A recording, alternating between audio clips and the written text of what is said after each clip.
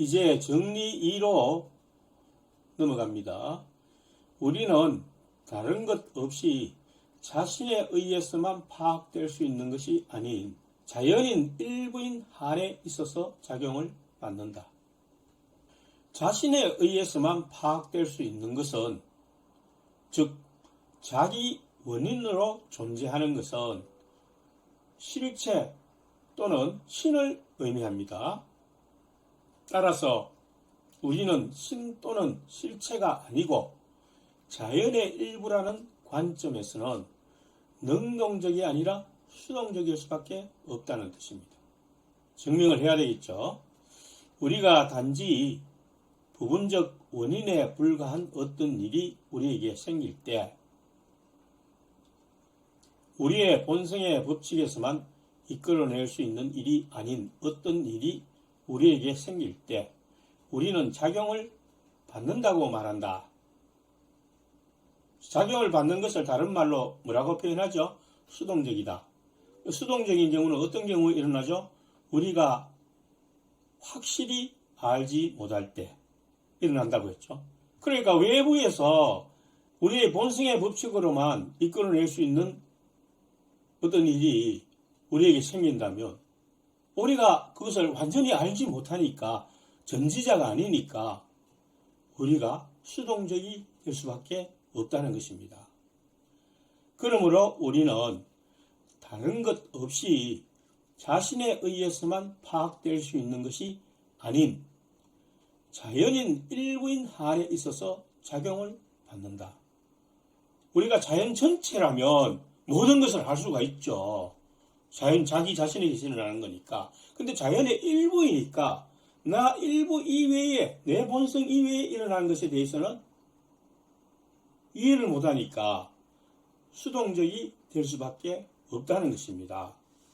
인용된 제3부 정의 2를 보겠습니다.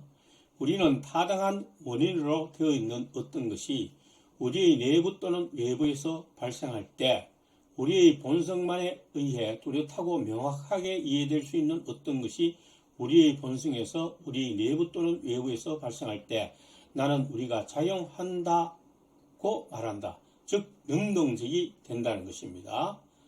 우리가 명확하게 이해하는 것에 대해서는 반드시 능동적이 되게 되어 있습니다. 이에 반하여 우리가 단지 부분적 원인에 불과한 어떤 것이 우리의 내부에 발생하거나 우리의 본성에서 생길 때 나는 우리가 작용을 받는다고 말한다. 부분적인 원인이라는 것은 단편적인 거죠. 그러니까 전체적으로 이해가 불가능하다는 것입니다. 부분적인 이해고 그 이해가 결핍되어 있다는 뜻입니다.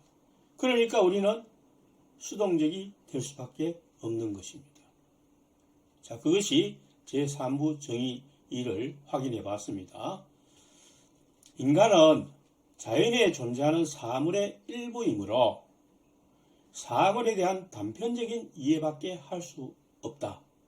그러므로 자연의 질서와 법칙에 작용을 받는 수동적 존재이다. 즉 스스로 파악하고 결정하는 자유의지가 존재하지 않는다. 정리 3으로 넘어갑니다. 인간의 존재를 지속하는 힘은 한정되어 있으며 외부의 원인의 힘에 의하여 무한히 능가된다. 존재를 지속하는 힘이 한정되어 있다. 수명이 얼마 살다가 죽는다. 그 말입니다.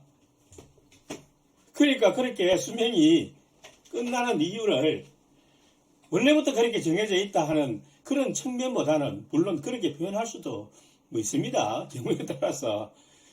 그런데 이제 그 스피노자가 말하려는 그 어떤 그 의도가 있기 때문에 그런 관점으로 설명한 것이 아니고 외부의 원인의 힘에 의해서 우리의 그 수명, 우리의 존재가 파괴된다는 것을 설명하려는 것입니다. 그 무한히 능가된다는 것은 파괴된다는 것입니다. 그 무한히 능가된다 이 표현은 계속해서 이게 그 원인은 또 다른 원인에 의해서 파괴되고 또 그 원인은 또 다른 원인에 의해서 파괴되고 이런 식으로 반복이 된다는 것을 여기서 원리적으로 설명한 것에 불과한 것입니다. 정명을 보시죠. 이것은 사부의 공리에 의해서 명백하다. 왜냐하면 한 인간이 존재하면 그보다 더 강력한 어떤 것, 예컨대 A가 존재하고 또 A가 존재하자마자 보다 더 강력한 다른 것, 예컨대 B가 존재한다. 이런 식으로 무한히 이어진다. 따라서 인간의 능력은 다른 것의 능력에 의하여 한정되며 외부의 원인의 능력에 의하여 무한히 능가된다. 이런 방식이 이 자연에서는 무한히 이어진다. 그런 뜻입니다. 공리에서 부연 설명한 것처럼 석수장이 위에 임금, 임금 위에 태양, 태양 위에 구름, 구름 위에 바람, 바람 위에 바위, 바위보다 강력한 것이 석수장이, 이런 식으로 더 강한 것이 무한히 이어지게 된다는 것이며, 자연의 사물 가운데 절대적으로 강한 것은 없으며 모든 것은 더 강한 외적 힘에 의하여 파괴될 수 있다는 뜻입니다. 정리 4로 넘어갑니다.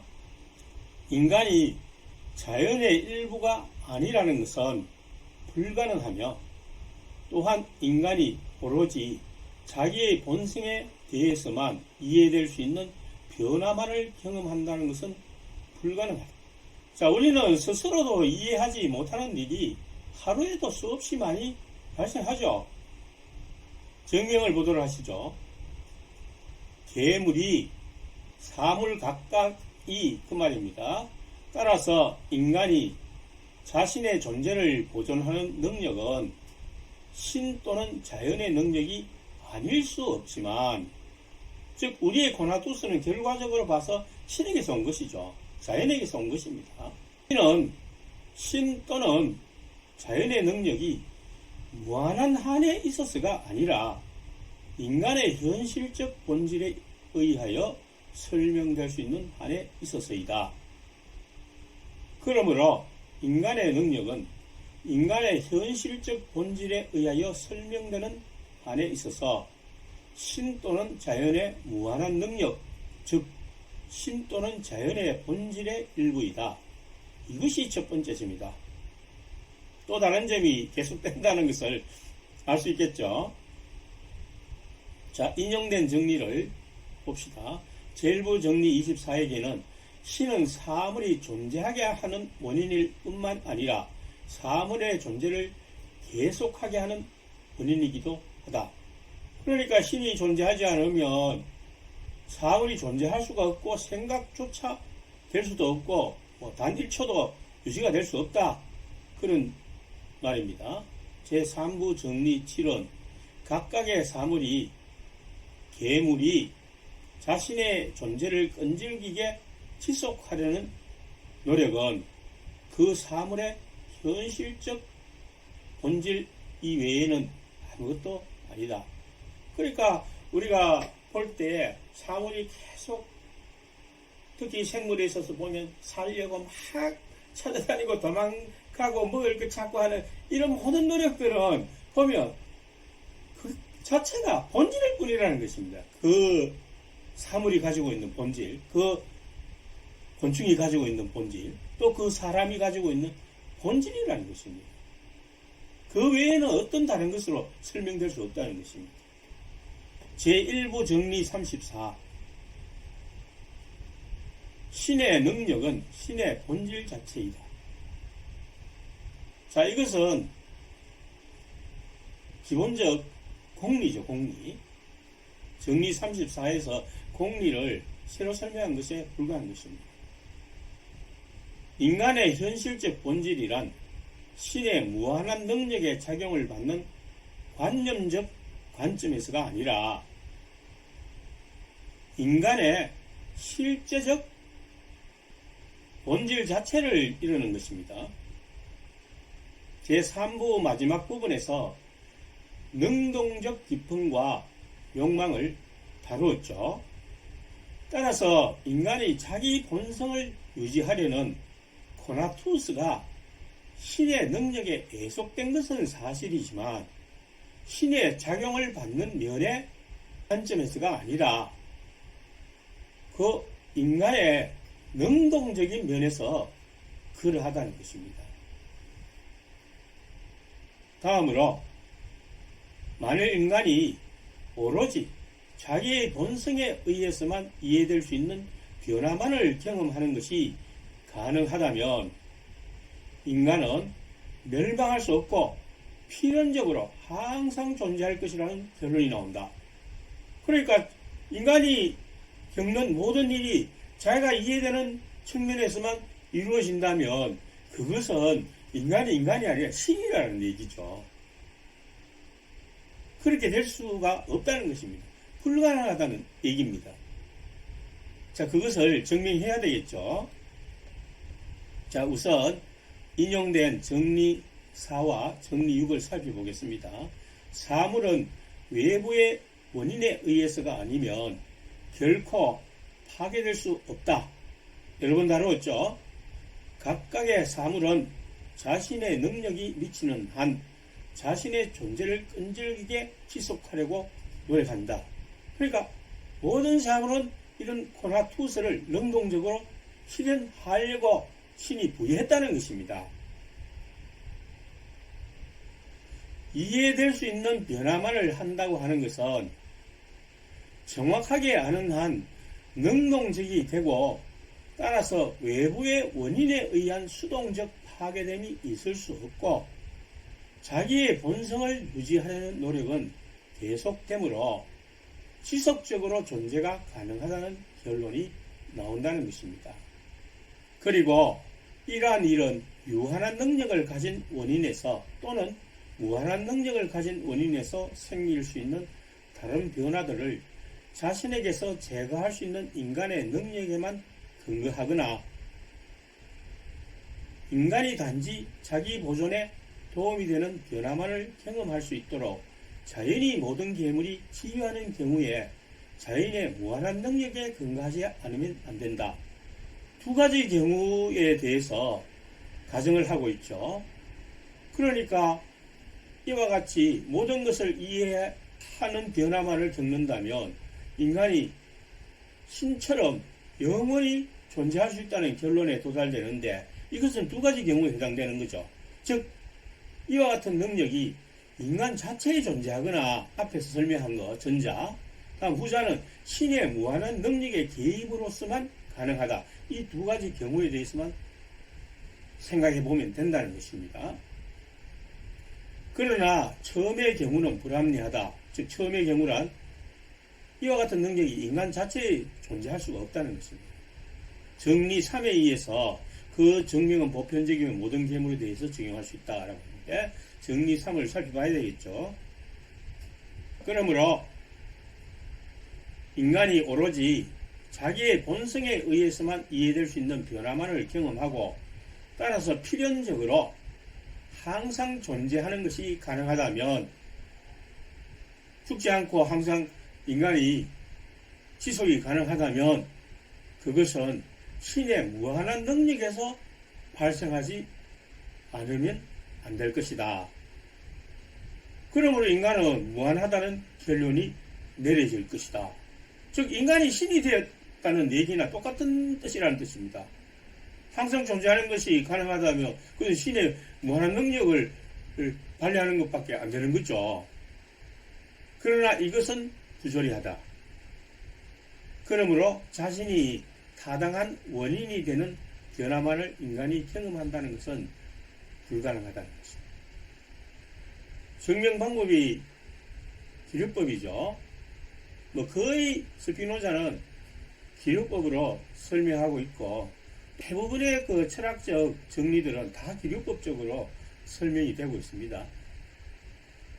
이 두 가지 경우에 대해 모두 이미 증명된 정리와 모순됨을 보임으로써 잘못되었다는 것을 나타내는 것입니다.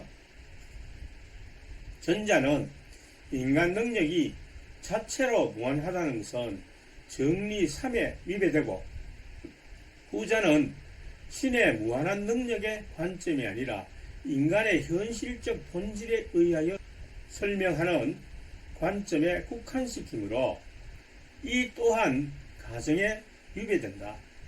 그러므로 인간이 자신의 정확한 이해로 일어날 수 있는 변화만을 경험하는 것은 불가능하다.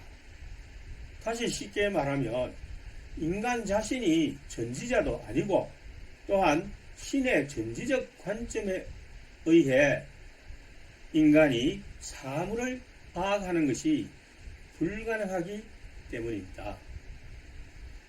정리이 됐죠? 충분히. 정리 5로 넘어갑니다. 각각의 수동적 감정의 힘과 성장 그리고 그것의 존재의 지속은 우리가 존재를 지속하려고 노력하는 능력에 의해서 한정되지 않고 우리의 능력과 비교되는 외적 원인의 힘에 의하여 한정된다. 즉 우리가 가지게 되는 수동적 감정 이것이 유지되고 커지는 것은 코나투스의 영향으로 유지되거나 커지는 것이 아니라 코나투스는 능동적이라고 했죠. 우리 스스로 노력하는 것. 우리가 기쁨을 유지하고 슬픔을 배제하기 위한 노력이라고 했죠.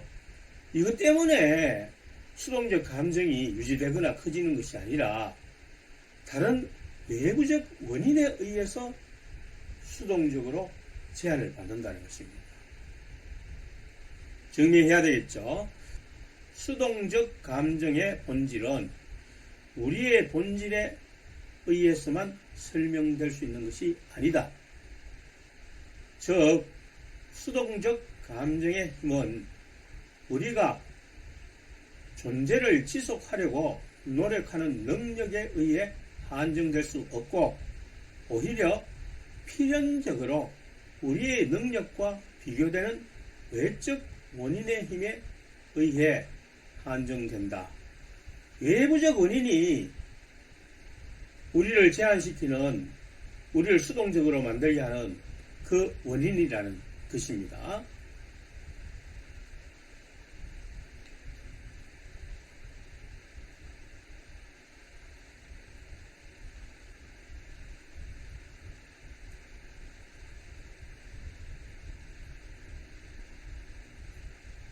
자, 인용된 정리와 정의들이 많기 때문에 차례대로 한번 살펴보겠습니다. 우선 제3부 정의 1, 2가 인용되어 있죠. 어떤 원인의 결과가 그 원인에 의하여 뚜렷 나는 그 원인을 타당한 원인, 쉽게 말하면 원인을 정확하게 안다, 그런 뜻이죠. 그러나 어떤 원인의 결과가 그 원인만 가지고서 이해될 수 없을 때 나는 그 원인을 타당하지 않은 원인 또는 부변적인 원인이라고 일컫는다. 즉, 그 원인을 정확히 알 수 없다. 혹은 부분적으로밖에 이해할 수 없다. 그런 뜻이 되겠죠. 제3부 정의 2는 우리가 타당한 원인으로 되어 있는 어떤 것이, 즉 정확하게 알 수 있다고 생각되는 그 원인 중 어떤 것이 우리의 내부 또는 외부에서 발생할 때, 즉 우리의 본성만에 의해 뚜렷하고 명확하게 이해될 수 있는 어떤 것이 우리의 본성에서 우리의 내부 또는 외부에서 발생할 때 나는 우리가 작용한다고 말한다. 즉 우리가 정확하게 이해되는 그 원인이나 이해되는 것에 대해서는 우리는 능동적으로 행동한다. 능동적으로 작용한다. 이렇게 표현을 한다는 것입니다. 능동적이 된다는 것입니다. 그래서 제가 3부 정리를 다룰 때 처음에 어떤 예를 들었습니까? 알아야 면장질 하지라는 쉬운 예를 들었죠. 부분적으로 알거나 제대로 모르면 면장이 되어서 어떻게 능동적으로 일을 처리할 수 있겠습니까? 안 되죠. 주위 사람들의 얘기를 계속 듣고 그 지시대로 따라할 수밖에 없는 것입니다. 그러나 자기가 확실히 모든 것을 완전하게 알고 있다면 주위 사람들 얘기를 들을 필요 있습니까? 들을 필요 없습니다. 자기가 알아서 정확하게 처리할 수 있는 능력이 있는데 왜 주위의 사람의 말을 알아듣겠습니까? 대통령이 되어서 완벽한 경험과 완벽한 지식을 가지고 있다면 참모나 이 고문들이 왜 필요하겠습니까? 필요 없죠. 그러나 많이 안다고 하더라도, 많은 경험이 있다 하더라도 그것이 완벽한 것이 아니기 때문에 더 경험이 많거나 더 잘 알고 있는 고문을 필요로 하는 것입니다. 즉 그 부분에 대해서는 수동적이 될 수밖에 없다는 것입니다. 이에 반하여 우리가 단지 부분적 원인에 불과한 어떤 것이 우리의 내부에 발생하거나 우리의 본성에서 생길 때 나는 우리가 작용을 받는다고 말한다. 즉 수동적이 된다고 말한다. 제3부 정리 7은 각각의 사물이 자신의 존재를 끈질기게 지속하려는 노력은 그 사물의 현실적 본질일 뿐이다. 그 외에 어떤 것도 아니다. 그러니까 코나투스 하나로 모든 것을 설명할 수 있다는 것입니다. 모든 사물의 작용이나 행동이 그 능동적인 측면에서는 코나투스라는 것입니다. 자기의 본성을 유지하려는 것에 불과하다는 것입니다. 그 인간이 활동하는 모든 것은 결국은 외부의 수동적인 원인이 아닌 이상은 자기의 기쁨을 유지하고 자기를 만족시키고 자기의 활동 능력을 증가시키려는 이 코나투스라는 것입니다. 그렇게 하나의 단어로 설명할 수 있다는 것입니다. 결국 모든 진리를 기본적으로 파고들면 하나의 단순한 진리로 기착된다는 것이죠. 제2부 정리 17. 만일 인간의 신체가 어떤 외부 물체의 본성을 포함하는 방식으로 자극받아 변화된다면 인간의 정신은 그 신체가 그 외부의 물체의 존재 또는 현존을 배제하는 변종으로부터 자극받아 변화될 때까지는 그 물체를 현실적으로 존재하는 것으로 고찰하는 것이다. 이거 굉장히 여러 번 나왔죠. 하지만 쭉 인용이 되어 있으니까 다시 한번 살펴본 것 뿐입니다.